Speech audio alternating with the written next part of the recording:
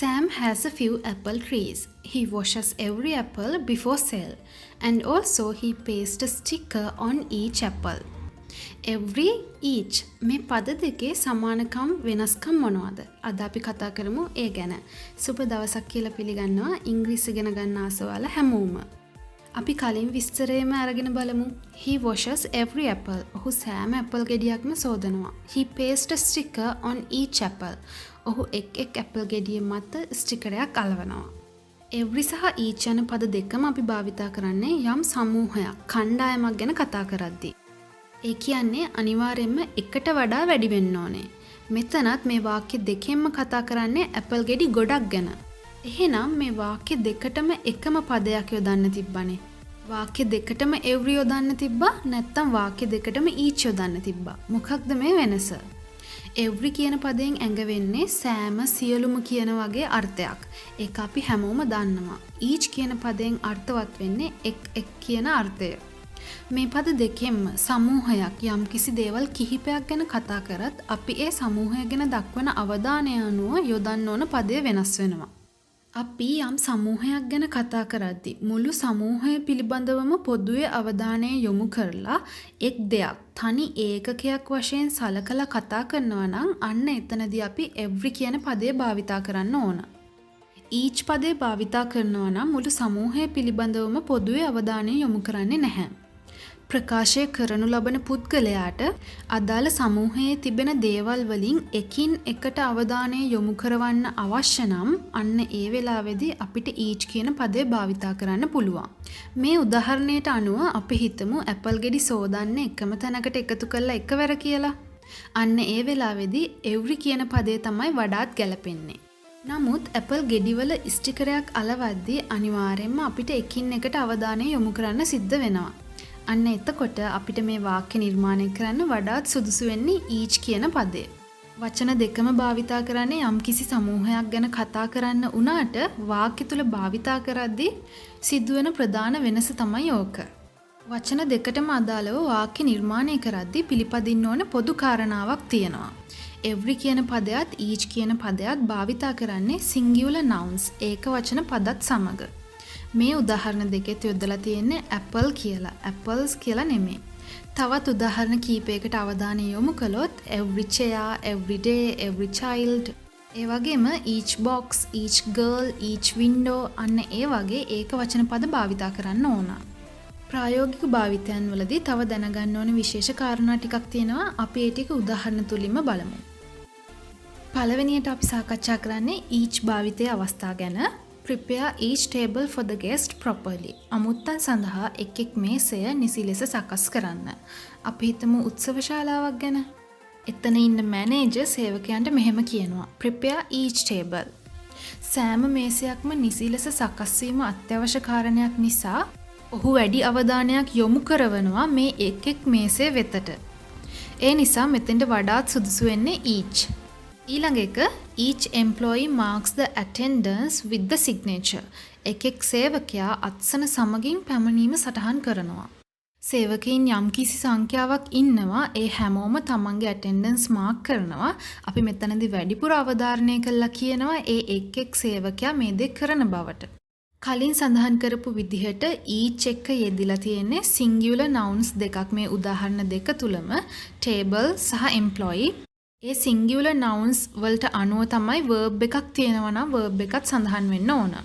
ඒ අනුව දෙවෙනි උදාහරණේ බලන්න marks කියලා s අකුරක් එකතු වෙලා තියෙනවා each employee කියලා singular noun එකක් යෙදিলা තියෙන නිසා. ක්‍රියාපදේ සඳහන් කරද්දී අනිවාර්යයෙන්ම මතක තියාගන්න ඒක වචන නාමපදයට අනුව ක්‍රියාපදේ සඳහන් කරන්න. ඊළඟ උදාහරණය the price is displayed on each car. එක් කාර්ය මත මිල ප්‍රදර්ශනය කර ඇත. කාර් ගොඩක් තියෙනවා අපිට බර කරලා කියන්න ඕන මේ එක් කාර්ය මත මිල ප්‍රදර්ශනය කරලා තියෙනවා කියලා. ඒක නිසා අපි වාක්‍ය යොදලා තියෙන්නේ each. වාක්‍ය නිර්මාණය වෙලා තියෙන්නේ passive voice වාක්‍ය රටාවෙන්. ඊළඟ උදාහරණය There were various frocks in that shop. Each was very beautiful. නොයෙක් ගවුම් එම සාප්පුවේ තිබුණා. ඒ එක් ගවුම ගොඩක් ලස්සනයි. වාක්‍ය තියෙන්නේ අතීත කාලෙන්. මේ වාක්‍ය පොඩි වෙනසක් තියෙනවා. බැලු බැල්මටම ඔයාලත් එක දකින්න ඇති.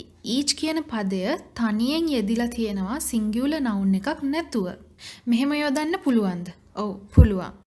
each කියන පදය වාක්‍යවල තනියෙන් සඳහන් කරන්න පුළුවන්. මෙතනදි විශේෂයෙන්ම අපි වහන් ඉන්න කෙනාට අපි කියන්නේ මොනවද කියලා මේ පැහැදිලි. අපි කලින් සඳහන් කරනවා විවිධ ආකාරයේ ගවුම් ඒ සාප්පුවේ තිබුණා කියලා. ඉතින් ආයෙත් each frock කියලා ඒක රිපීට් කරන්න අවශ්‍ය නැහැ. අපිට each කියන වචනේ විතරක් පාවිච්චි කරන්න පුළුවන්. මීට අමතරව අපි කතා කරන noun එකම නැතුව අපිට each one කියලා වාක්‍යවල භාවිතා කරන්නත් පුළුවන්. අපි මේ උදාහරණෙම අරගෙන බලමු. There were various frocks in that shop. Each one was very beautiful. හරි, අපි මෙතෙක් කතා කළේ each සමග singular nouns භාවිතා වෙලා තියෙන අවස්ථා. එතකොට බහුවචන පද plural nouns භාවිතා කරන්න විදිහක් නැද්ද? එක විදිහක් තියෙනවා. දැන් අපි බලමු ඒ ගැන. අපිට each සමග of කියන නිපාත පදේ යොදලා plural noun එකක් සම්බන්ධ කරලා වාක්‍ය නිර්මාණය කරන්න පුළුවන්. Each of the doctors, each of the books, each of them. මෙන්න මේ විදිහට ඕනම බහුවචන නාම පදයක් අපිට each සමග සම්බන්ධ කරලා කියන්න පුළුවන්. හැබැයි අනිවාර්යයෙන්ම of කියන නිපාත පදේ යෙදෙන්න ඕන. අපි උදාහරණ බලමු. Each of the players has different skills. එක් ක්‍රීඩකයාට විවිධ කුසලතා තිබෙනවා. අපි හිතමු යම්කිසි ක්‍රීඩා කණ්ඩායමක් ගැන කතා කරනවා කියලා. එතකොට අපිට the players කියන බහුවචන නාම පදයක් සඳහන් කර මෙන්න මේ විදිහට වාක්‍ය නිර්මාණය කරන්න ඕන. ඒත් බලන්න මෙතන තියෙන verb එක දිහා has තියෙන්නේ. have නෙමෙයි.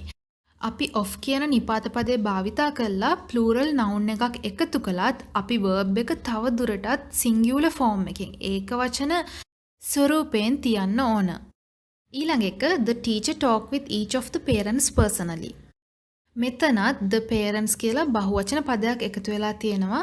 අනිවාර්යයෙන්ම of කියන පදයක් යෙදෙන්න ඕන. ඊළඟට අපි ඉගෙන ගන්නෙත් each භාවිතයේ වැදගත් අවස්ථාවක්.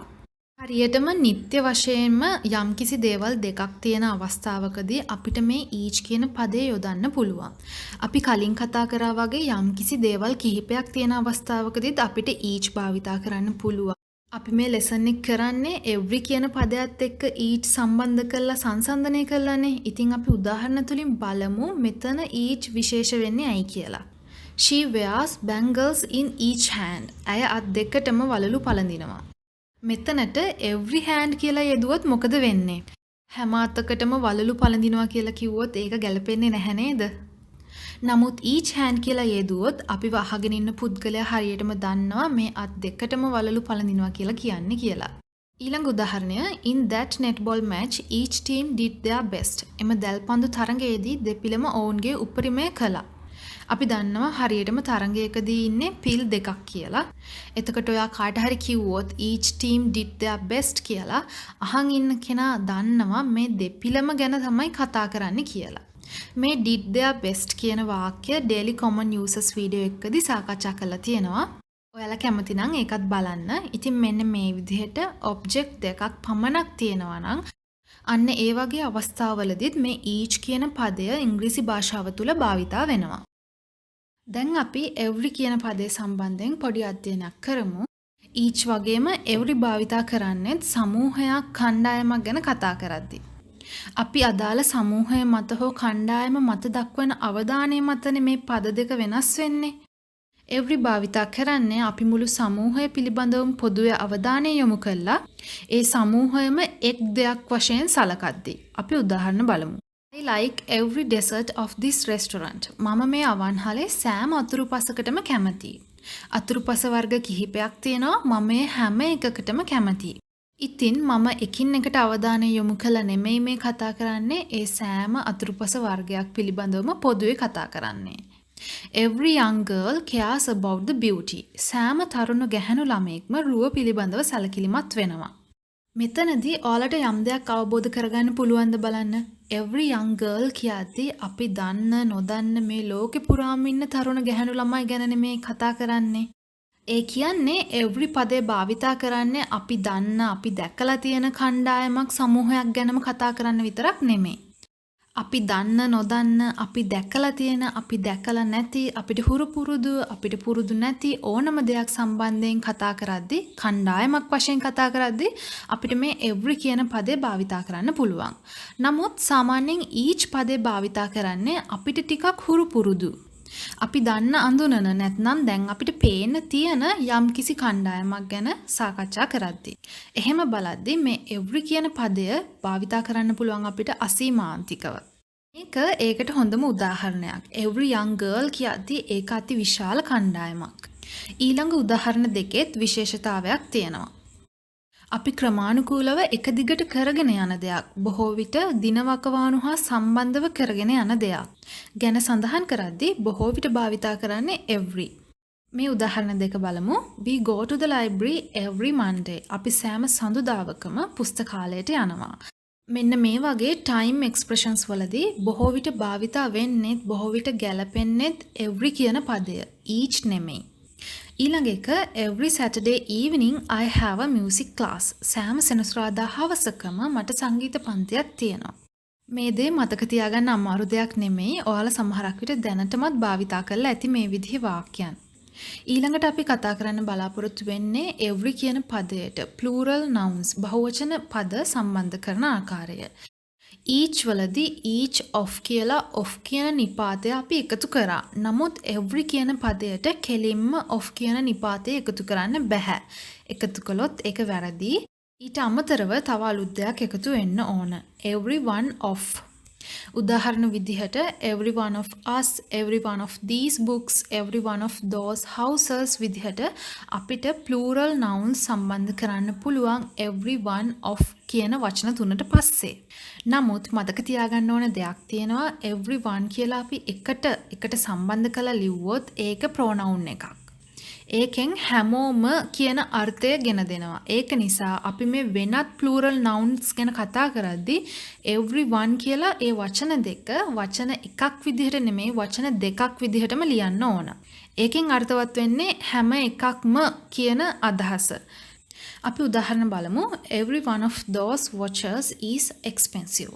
එම සෑම ඔරලෝසුවක්ම මිල අධිකයි. මෙතන එකතු වෙලා තියෙන බහුවචන පදේ වෙන්නේ those watches.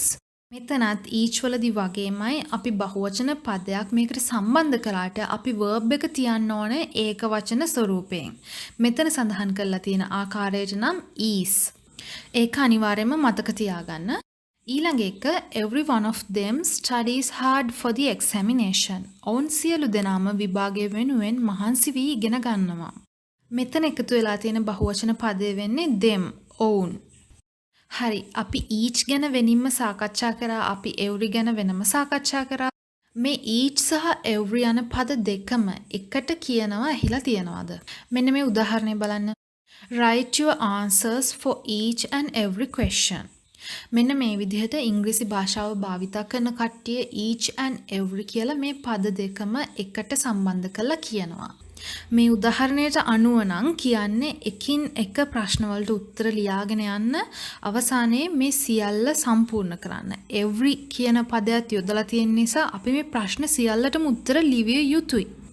ඉතින් ඒ අදහස තමයි මේ වාක්‍යයේ ගැප් වෙන්නේ. ඉතින් මේ විදිහට each and every කියලා එකම වාක්‍යයේ සඳහන් වෙනවා නම් ඒකෙන් අදහස් වෙන්නේ එකින් එක කියන අදහස වගේ සියල්ලම කියන අදහසත්. ඉතින් මං හිතනවා අද පාඩම ඔයාලට පැහැදිලි වෙන්න ඇති කියලා. මේ each සඳහා මෙන්න මේ පද භාවිතා කරන්න ඕනේ, every සඳහා මෙන්න මේ nouns භාවිතා කරන්න ඕනේ කියලා විශේෂයක් නැහැ. අපි අර ඒ වාක්‍යයට අපේ ප්‍රකාශයට යොදන අවධානය අනුව තමයි each සහ every අපි තෝරා බේරා ගන්න ඕන. මං හිතනවා ඒ ගැන අවබෝධයක් ලැබෙන්න ඇති කියලා. ඉතින් වීඩියෝ එක හොඳයි නම් අනිවාර්යයෙන්ම ලයික් කරන්න. ඒ වගේම ඔයාලගේ යාළුවන්ට සහෝදර සහෝදරියන්ට බලන්නත් ෂෙයා කරන්න. ඒ වගේම තාමත් channel එක subscribe කරලා නැත්නම් අනිවාර්යයෙන්ම subscribe කරන්න. මේ වගේ පාඩම් ඉස්සරහටත් බලන්න. ඉතින් ආයෙත් අලුත් වීඩියෝ එකකින් අපි හමු වෙමු. මෙතෙක් වේලාවක් වීඩියෝ එකත් එක්ක රැඳිලා හිටියට ගොඩාක් ස්තුතියි.